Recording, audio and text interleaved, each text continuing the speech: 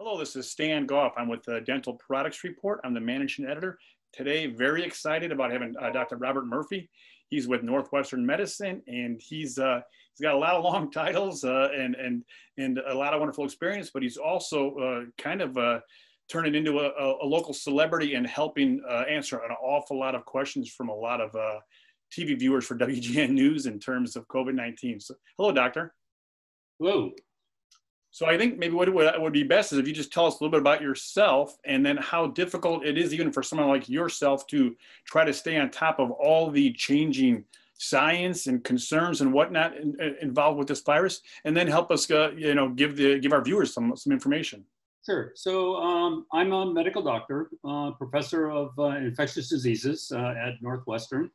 I have been working with, originally with the AIDS epidemic many years ago, worked for several decades in the United States and in sub-Saharan Africa. That was just going along just fine. We had tremendous strides in that epidemic. And then I was also working in West Africa during the Ebola epidemic. I was the administrative director of a laboratory that did the testing for Ebola in Mali, one of the minor Ebola countries just north of Guinea. So I have experience in that epidemic. And then along comes coronavirus. It happened totally unrelated, had been in Beijing, China on January 9th. Wow. And the disease had only been announced on December 31st. There was really nobody talking about it or anything like that. Asians typically wear masks a lot anyway, but that was just kind of the typical thing. And 2 days after I left, then they started announcing lockdowns and all sorts of travel restrictions and whatever, and the story goes on from there. So my last trip to Africa, I came back February 1st, and I got grilled at immigration coming back because I had been in China and then I was in Africa. They were wondering what I was doing.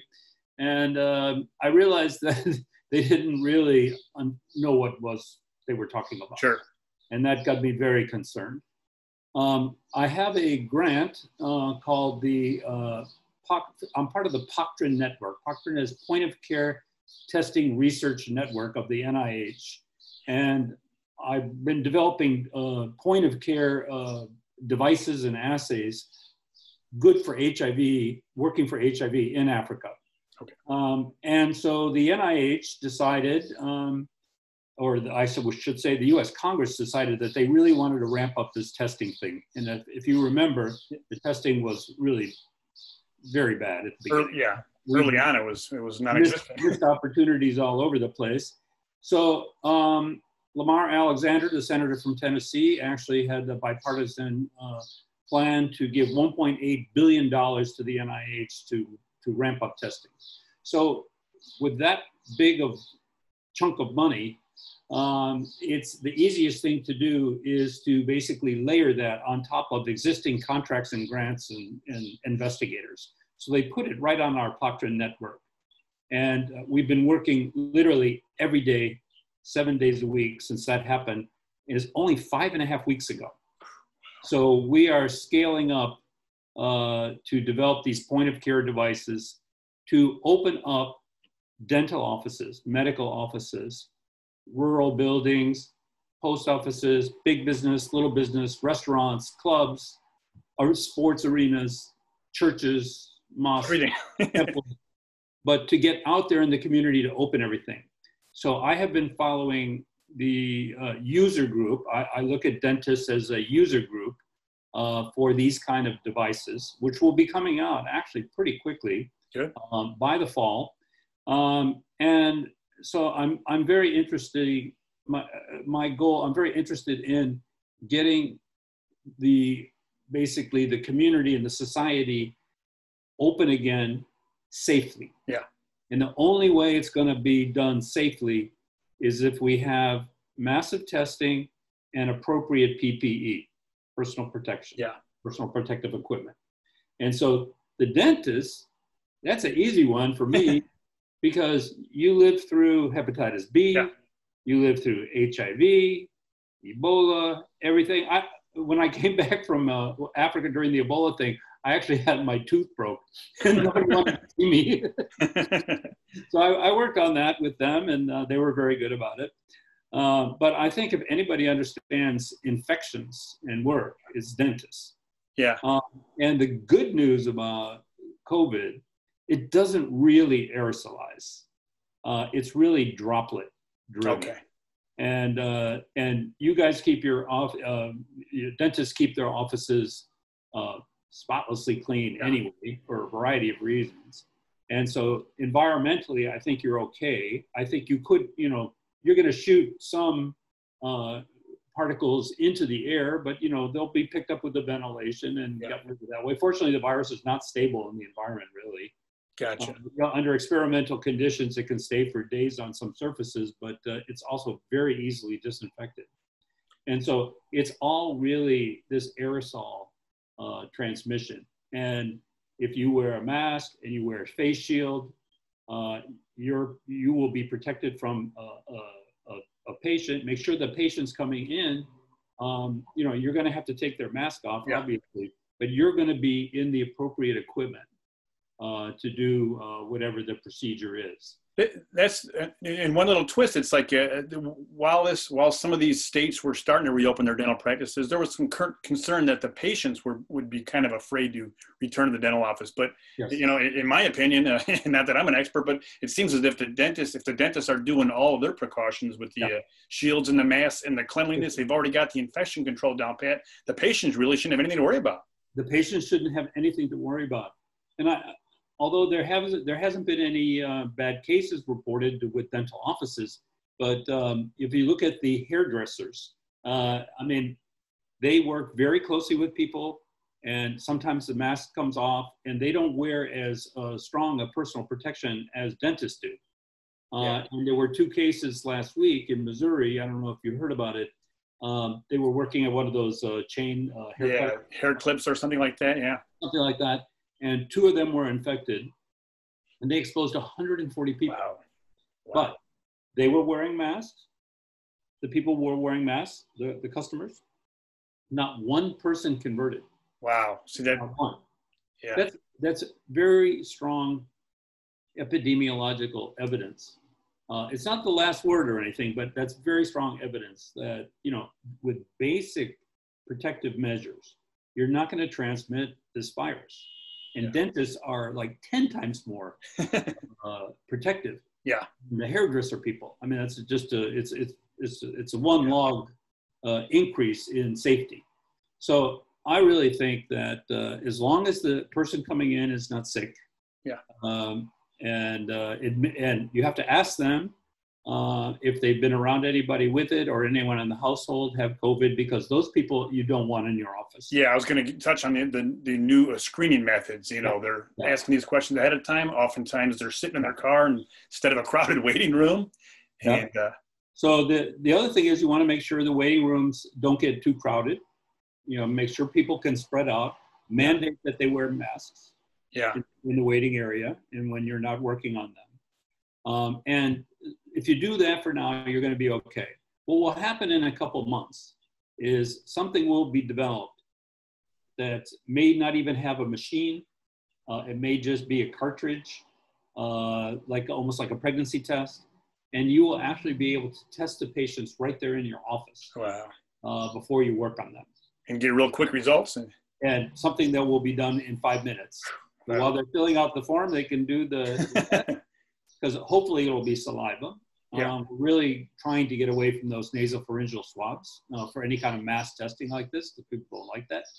But it should be in the saliva. And Rutgers University, they have a biotech spinoff that actually has an approved home test for saliva testing. So, it can be done. Yeah. And that will be the future. But right now, if you just ask the simple questions and keep anybody who's been exposed or who is not feeling well, maybe even take their temperature before you start working on them, you should be okay. Gotcha. And just, it sounds oversimplifying, but the whole idea of the masks, I mean, it's just if people are just... There were multiple articles last week from reputable groups at epidemiologic groups in the UK that kind of put together, reviewed the whole mask thing. The masks are about, just alone, are 85% protective. Wow. I mean, it's a massive. And then if you look at the macro scale, the places where masks are used a lot are mostly in Asia. So the Vietnamese, poor country, 100 million people, they've always used masks, and they got really scared during the SARS and epidemic. And so they had all the precautions set up in place, all the policies in place. They have less than 500 cases. Yeah, I think that's a good thing to learn from. 100 million people. This is not some little country. You know, wow. This is a pretty populous country. But they're very, very careful with the respiratory thing, you know, because they get bombarded with all the flus. Yeah. They had SARS, and now they have this. So they've done it the right way. And just in general in the U.S., there's some states that maybe opened up a little earlier and they're getting some big crowds. I think maybe. Well, this is why we're still having over 20,000 new cases per day in the United States. Yeah. This historically is going to go down as one of the most poorly managed public health crises in history. You just can't. It just cannot be done piecemeal like this. Exactly, because you just can't have some states throwing big wild parties without masks and then not expecting any ramifications. And yeah. So here in Illinois, we still have over 500 new cases per day. And we're excited that the numbers have gone down. That's a big improvement. I mean, the numbers are better, but they're still not great. Well, if you're only getting 500 cases per day, the hospital admission rate goes down considerably, and the ICU and rate goes down, and the ventilator use rate goes down, and the death rate goes down. So we had 2 days in a row, the 2 lowest days since April of the number of deaths from coronavirus. Yeah. Most of the deaths are occurring in nursing homes and among the elderly and people with underlying comorbidities. But it is definitely going down. But then you have, you know, Florida, Arizona, even California is back in play. Arkansas and Alabama, a couple bad ones. And, you know, they've just loosened restrictions. People are not wearing masks, and it's become a big thing, like wearing a mask. Some places where you can't go in if you're wearing a mask, and some places you can't go in if you're not wearing a mask. It's a political decision. The virus doesn't have any politics. Right, and that's the unfortunate thing. You know what? It might not be comfortable to wear a mask every time you go into a store or someplace, but it's critical at this point. It's very critical. But I think back to the topic at hand here, I think, you know, dentists are totally capable of doing a very good job in preventing infection in their office.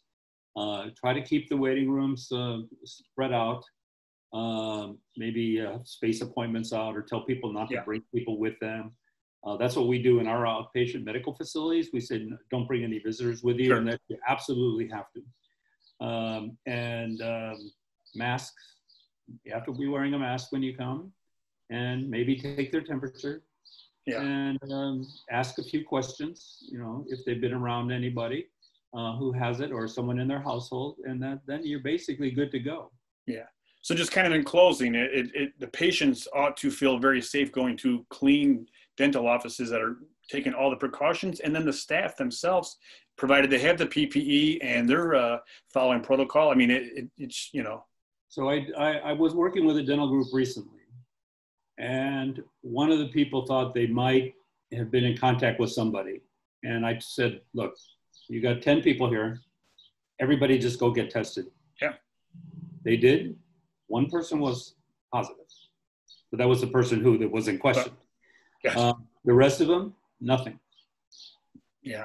So, you know, that puts everybody at ease. Because nobody wants to get sick with this. The staff do, or as well as the patients.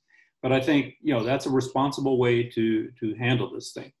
So, you know, if there's any issue with people, or you have a staff member who doesn't feel comfortable doing this, just test everybody. Yeah.